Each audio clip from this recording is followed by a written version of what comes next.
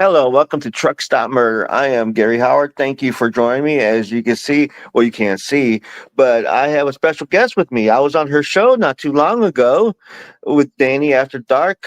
Can you be so kind to introduce yourself? Remind everybody who you are. Yes, so thank you, Gary, for having me Mhm. on. I'm really excited. Awesome. I Yes, I am Danny from Danny After Dark. I have a true crime YouTube channel. I do all live interactive shows, a couple shows a week, usually covering a solved case, a book review, or having another content creator on with me. And then at the end of the week, we do kind of a let's recap what happened this week in the world of true crime news and let's just hang out and talk. And it's all interactive, which is really cool. So yeah, that's Awesome. Danny After Dark in a nutshell. And where can they find you at? Are you on YouTube alone or? Yeah, just on YouTube. So I don't have a podcast. Everybody asks that, but I'm just strictly on YouTube, Danny After Mm, Dark. And then I'm on Instagram, the Danny After Dark, as mm-hmm. well as on TikTok and Facebook. So lots of places. Okay. I knew that we were going to get bothered. Here's the monster, Oh, tuxedo. love your little kitten. Love, Okay. love, love. Well, we got a lot to talk about. I know how you feel about cats, and I'm you with cats. We'll sit there. I'll just pause the episode and take you around the house. But today we're going to talk about an interesting case it happened in '89, but they didn't solve it until 2020 through Mhm. DNA. It's kind of like how they did the Golden Gate Killer, how they end up doing that. Oh But yeah, Joseph D'Angelo, the yeah, Golden Boy. and Yep. and they're constantly getting new cases solved all the time through genetics stuff like that. Matter of fact, me and my wife Desiree had uploaded our DNA to GenFacts. I think that's what it's called, Yes. where we already got there. So if any murders in my family, well, they're going to be busted. That's But awesome you guys did that. my wife, it's not going to hurt nothing. We're not one of them people that's paranoid about. Oh, I don't want my DNA out there. Who knows what they're going to control my life? They're going to it's nonsense. Yeah. But on my podcast, what I like to do is I tell you about the truck stops that I stay at. Because I don't know if I remember, I first started listening to Small Town Murder, and they talk about small town. And I was like, well, this truck stop's kind of like my town. And let's talk, and some of the reviews on these truck stops are hilarious. So we're talking about the Flying J in Kansas City, Missouri. And Okay. the reason why I told you you might know something about it, right down the road at the Blue Beacon is Aaron from Generation Y. Son works there. Oh, that's cool. That's why where he's probably been in his truck stop, get cokes, drinks, or whatever. But it is on 1300 North Corrington Avenue in Kansas City, Missouri. Now, I can tell you right now, I'm not looking at, normally I get my information from Trucker's Path, Mhm. but my phone's tied up with you right now, so I can't do that. But I got it on Google Maps.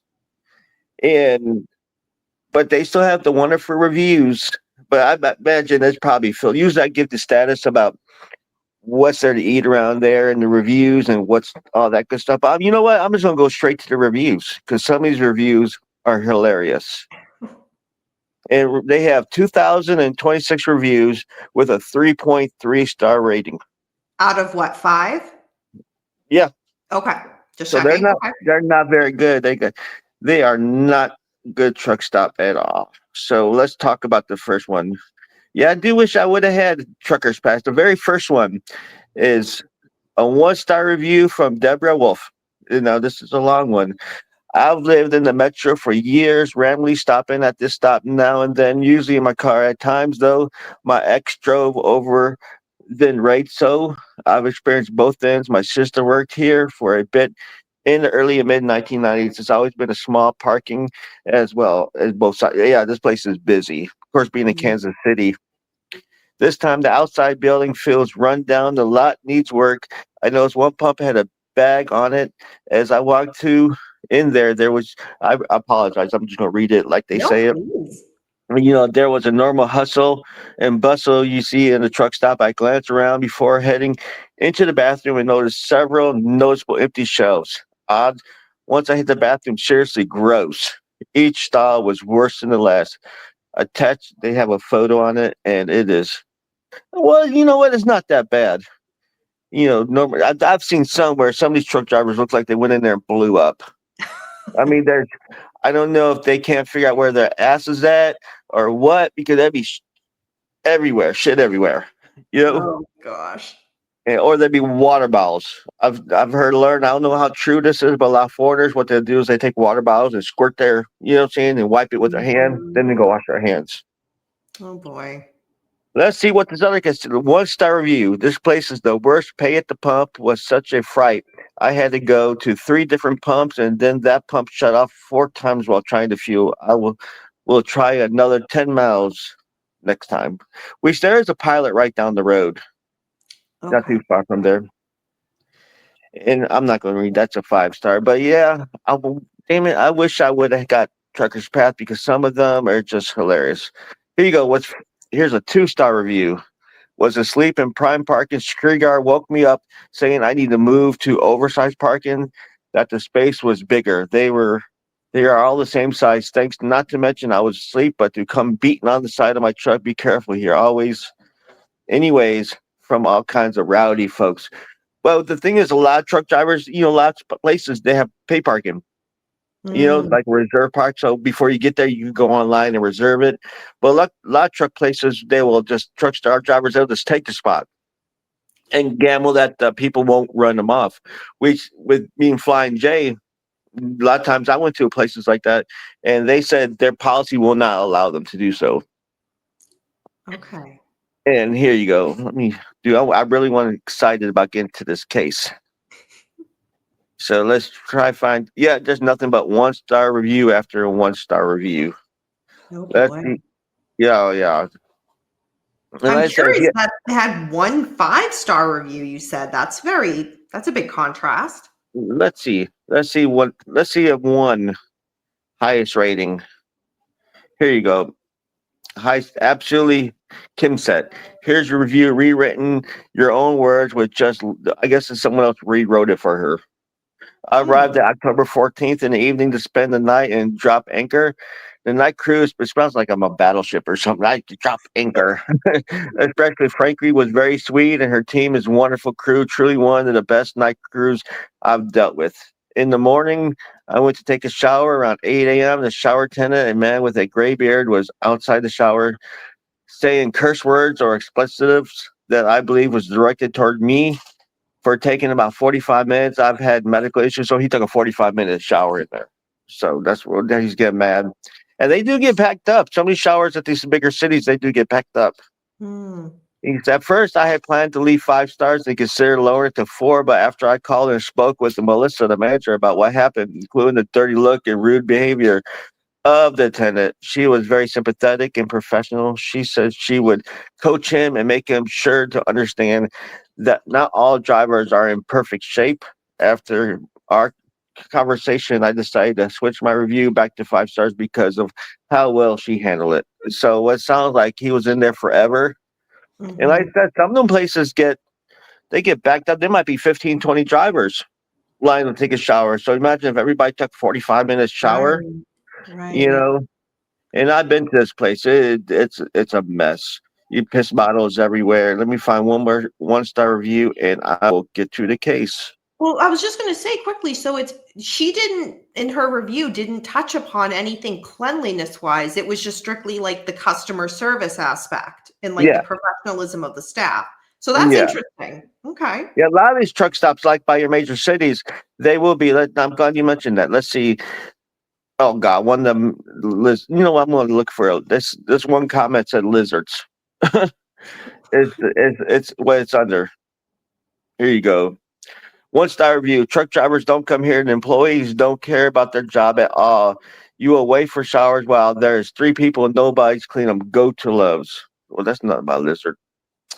But anyhow, so if you're going through there, not to go through there. I mean, there's other truck stops around there, but just go. Depending where you're going north towards St. Joseph, there's some better options. But in your major city, or even take what I like to stop at when I'm going through Kansas City, I'll take 70, and there's a Petro in a TA. That's about 40, 50 miles. Well, I guess it depends on where you're going to. So let's talk about the case today. You ready? Awesome. I'm excited. Yes. Okay, we're talking about Fawn Cox. So on the 9th On 9th and Van Buren, while the rest of the family slept, in July 26, 1989, the streets on the quiet streets of West Hanover Township. So this is kind of like north.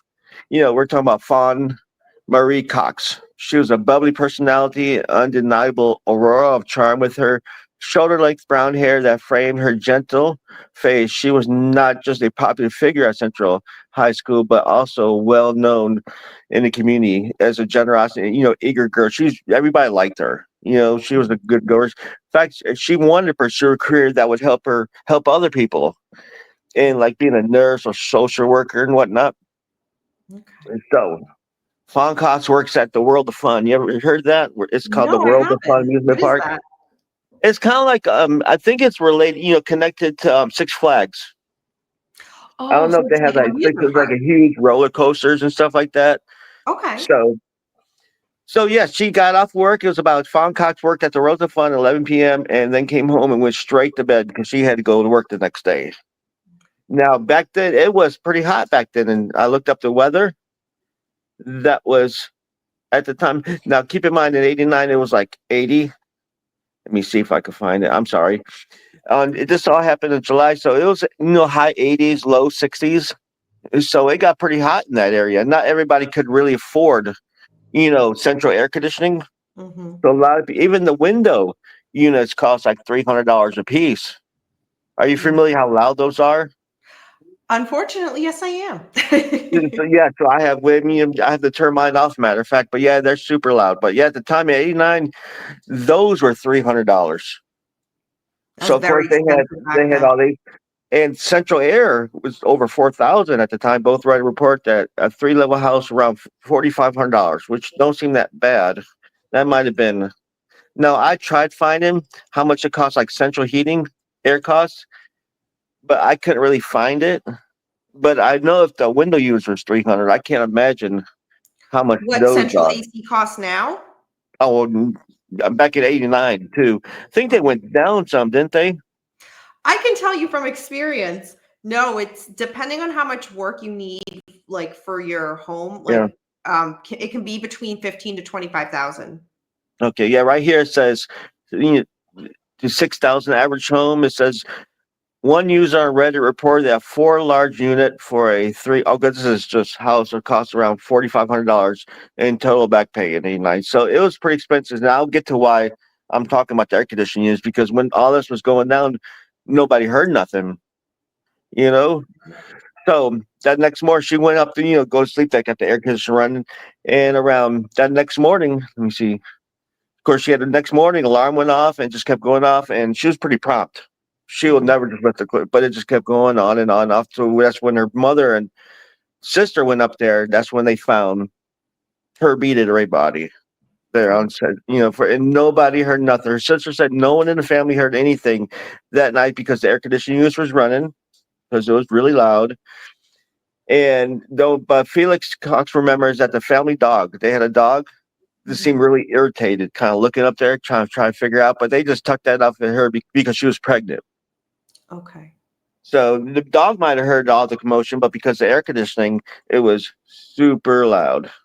Okay. So keep in mind, this is also '89, so the DNA is not as advanced as it was. Right.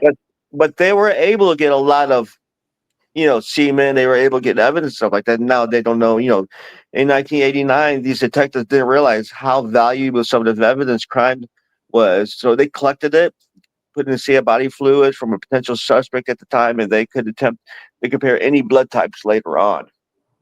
But then nothing came up. Mm. And then they came across these couple teenagers who had confessed to it. They had asked them, "Have you been in this house?" And they said, "Yeah, we robbed it." But yeah, two teenagers suspected were charged in the murder. But the key witness who started it all recanted and admitted of being untruthful. As the charges against the juvenile was dropped, initial detectives worked the case into the ground. Captain Caldwell said his running down every lead. Mhm. And like I said, keep in mind this is technology was advancing. There's really just blood type back then. Was that anything, by '89 advanced Yeah, I think PSI? you're right. It was just like blood type, but nothing really more specific than that. It just Right. the technology wasn't there. No, and but fingernails, everything. I mean, cameras back then. So now, this person would have been easily busted. They just went and checked all the cameras all around it, all the cell phone dings and stuff like that. But yeah, as technology evolved, Kansas City Police Department and cold case section re-examined the case. They determined initially investigation had left no stones unturned, so they were doing their job. Yeah. But because they're limited, and only science could solve Cox murder. At first, decades of 2000 came around. So the 89, here's 2000s, and they still have not found no leads. The closest thing they had was some teenagers, and they did spend a lot of time in jail. They really thought that the case was solved at that point. But then it recanted. There was long interrogations, and they're finally like, well, and then the DNA the DNA advanced enough where they could figure out they were dishonorated. It was not their DNA. There's no way it could have been them. Okay. So they developed. They did get DNA, and they did develop a profile of the body fluids collected in '89. They uploaded to the National CODIS Combined DNA Index System. That CODIS, but came up with nothing. Mm. hmm And not too long after that, this is when genealogical. I'm Genealogy. sorry. Oh God, I can hear my wife in there laughing at me right now. You fucking moron. But they said it was too expensive to do at the time. Yeah. So, I mean, they were trying to raise money. The family even told them, like, "Hey, we will raise them. We'll give you the money." But for some reason, I'm not for sure why. Are they not allowed? Is police not allowed to take? Because when the advanced genealogy testing became available, Kansas said it would be too expensive for them to use. But they raise money. Are they not allowed to take funds from public? That's still actually, it's interesting you mentioned that because that's still a very much ongoing issue. I don't know. We see that today with families raising money and organizations saying we will pay for the testing, maybe ship it to, this Yeah, organization or this organization. And for some reason, law enforcement, every yeah, jurisdiction is different, every police department's different, but it's like right, they don't want to let it go for some right. reason. In a lot of cases, they don't want to let it go because there's been a lot of situations where they did send it to a third party and they never receive it or they never get it back. I can't remember. There was a case that was like that. They sent it off, and when they sent it back, it just never appeared. Yeah, So that there's was a lot that, all the yeah. DNA evidence gone right there. But fortunate from the FBI decided to start paying for it. Within the middle of the year, the FBI began funded testing. Within a matter of weeks, the case was solved. They figured out who it was. You know, and did you look and see who it was at all? I did not. I purposely didn't look to see who it was so that I could. Okay. So who they found was this guy named Ronald Lee Cox Jr. And this was solved. They got the DNA in 2020, but he died July 30th in 2006 of a Oh, drug overdose. He was a real bad drug addict, stuff like that. So he had died. And, because it was suspicious, they didn't know really what it was, what killed him. They just know this guy dropped dead. They didn't realize later on, they realized that was through drugs because he was a really bad user. So the doctor, using his head for something more than a hat rack, decided, let's save this. Let's put it aside and see what comes of it. And sure as shit, it came up to be her killer. I mean, proof. So you know how genealogy works. I mean, you familiar with that? I am, You yes. might be smarter than me.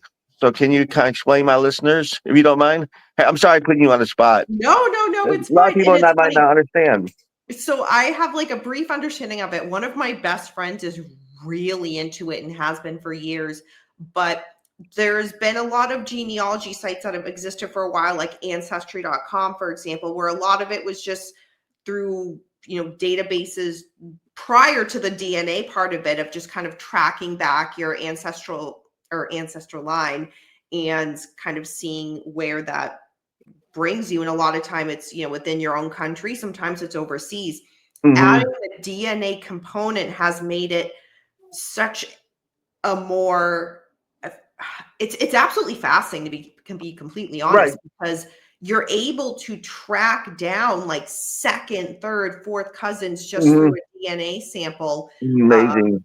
So on the one hand, it's a great tool to kind of find people you're related to, and we've seen it with a lot. I've seen it in my personal life of You're people right. finding relatives they didn't know existed. But on the Mhm. other hand, Gary, me and you kind of more with the true crime angle, Mhm. we've seen it where somebody has uploaded their DNA and now a cold case is being solved either because their DNA is somewhere down the genealogical line related to the victim or to the Right. perpetrator.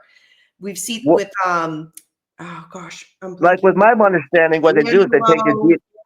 yeah, like what they do is they take the strand, right, and they break it down to chromosomes, like from male to female, and just keep breaking it down. It's like a map, and eventually you'll get to them, and then they'll figure out, okay, out of these 100 people who was alive in this area, okay, out of these 10 people who was here, and then after that, now it just because they get there because they I don't know how they recovered his DNA. Oh yeah, I just told you, duh. But Hmm, they're because I know with the Golden State Killer, they actually had to go to his trash can and get the DNA because it's not specifically accurate. They can't just like put a picture of him. I put the DNA in a machine, right. and then his picture comes up. It's fast. That's why I think murder should. Yeah, there's no way. It's the same with Brian Koberger. The Hmm. Yeah, those murders, they were able to get his father's DNA through a Yeah, trash can. But like you just said, and that's an excellent point that I want to make sure that we touch upon, it doesn't, just because you have a DNA profile, it doesn't like instantly bring you right, directly to the person. It's mm, okay, we can see it, they're a distant relative. Now we got to get mm, closer. Um, and right. like you said, were they in this area age wise, do they match this? Hmm. So it's still a lot of work for law Mm, enforcement, but it's as technology is evolving, it's getting more and more easier to narrow it down, which is right. fascinating. I'm happy you said that because in this case it wasn't that hard to find a track down because all they had to do is go to her family line and notice this was her cousin. Hmm. Her cousin's the one who killed her. So, That's smart. and he was always there. He was everybody knew her. He always was kind of weird on her, attractive, but nobody suspected him. Yep, 30 after this happened in '89, and in 2020 they finally found out that it was her own cousin because the way the house was built up, you actually had to know the dynamics of it because she was on the second floor, so he had to know that she kept the window open and whatnot, or how to get up there. So he had to have some knowledge of that. Yeah. Which it's funny because all these years I knew this case for a long time. I first found it on this I think it was Lamont at Large, a YouTube channel that I watch sometimes, Okay. and he was covering and he was talking about. I think he might have said I was confused. I thought he said that some of her friends went up to her cousin. Her friend went up there, and they just wanted to rob her at first. But then when the cousin started attacking her, that's when the other guy fled. I think that was the two teenagers Mm, the false story they came up with. Oh, I forgot to tell you. And I mean, she worked at a fun place, Worlds of Fun. Here you go. I skipped this, but we could get to it now. Worlds of Fun is a 235-acre theme park located in Kansas City, Missouri, United States, owned and operated by Six Flags. It was founded by American businessmen Lamar Hunt and Jack Stedman. So it's just a huge. I mean, I drive by this thing all the time, and I think it's North. Hell, Aaron probably goes there. I don't know if Justin go. You think they go there? Or you think they'd be kind of scared of the heights? oh, Don't I tell feel them like that. that's it. That answer might get me in a lot of trouble either way. I don't Yeah. know.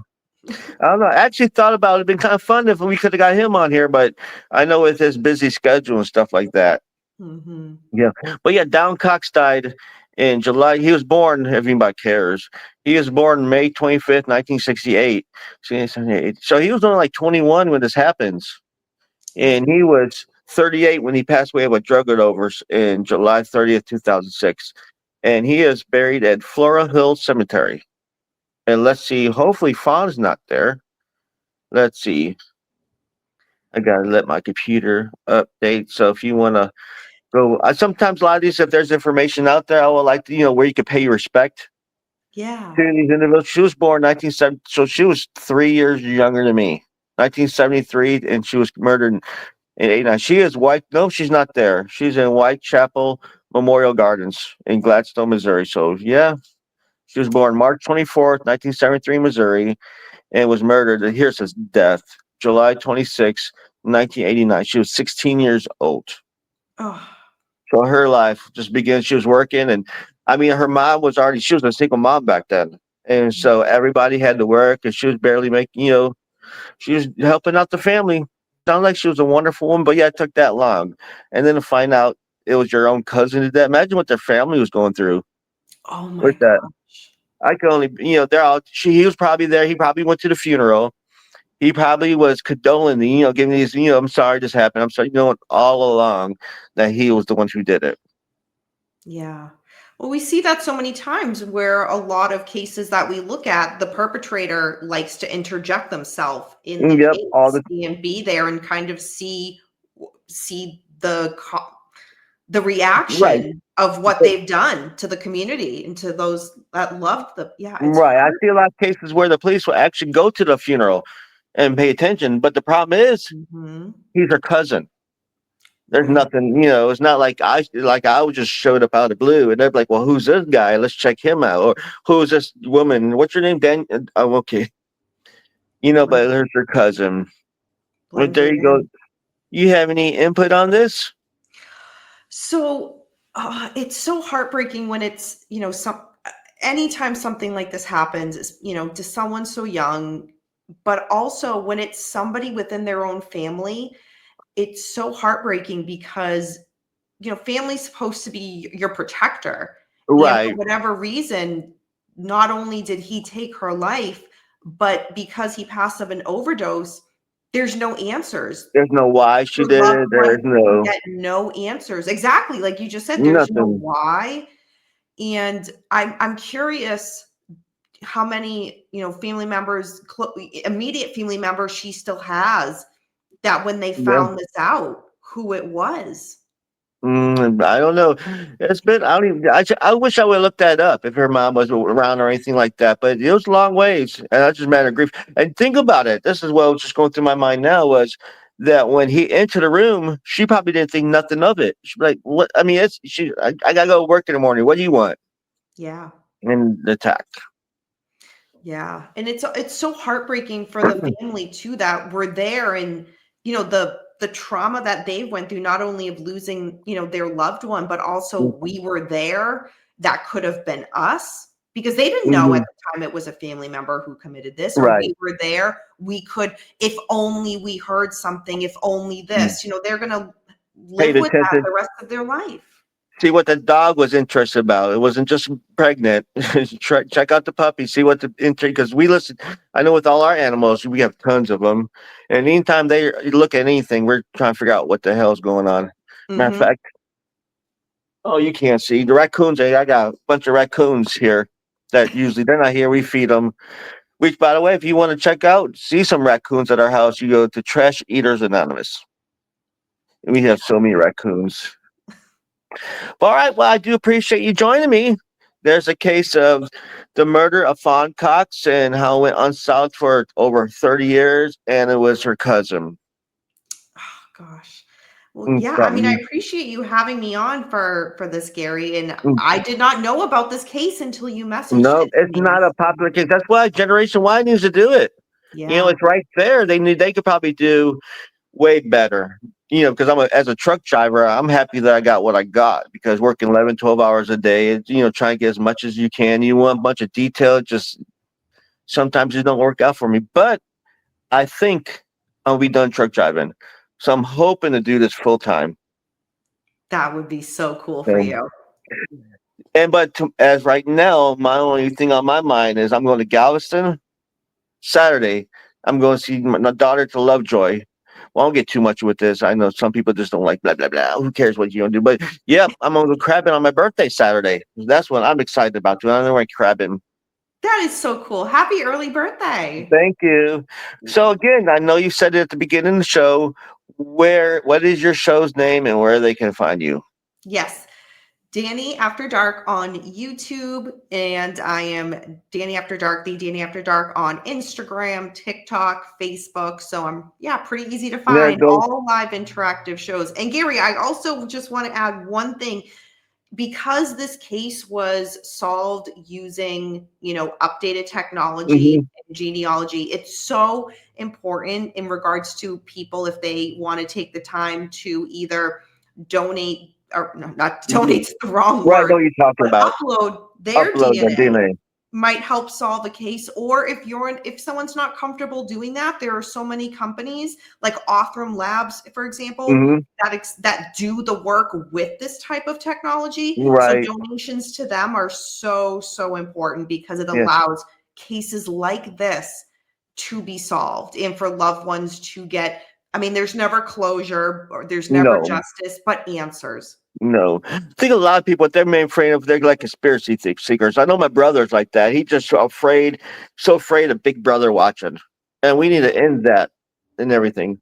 Right. That's why if people don't want to, upload their own, make a donation towards, the companies that will do the work, and Then let's get some cases solved.